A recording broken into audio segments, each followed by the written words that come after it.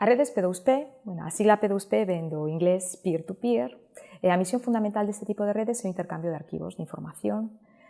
E diferencianse, eu diría, das redes tradicionais en que os diferentes nodos, ordenadores que forman a rede, son bastante iguais, no senso de que non hai o clásico servidor e o clásico cliente. O servidor que proporciona información e o cliente que a recibe. Aquí podemos ter un mesmo ordenador que está recibindo arquivos ficheiros dun determinado ordenador ao mesmo tempo que está compartindo outros ficheiros con outros ordenadores da rede.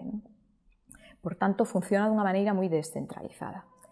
Que podemos atopar neste tipo de redes? Pois, desde logo, encontramos ficheiros libres, gratuitos. Tamén nos encontramos arquivos que están protegidos por copyright, por dereitos de autor, e incluso, e máis, podemos atopar material ilegal, porque moitas veces neste tipo de redes distribúense incluso arquivos relacionados con pornografía infantil. O sea que temos contido para todos os gustos.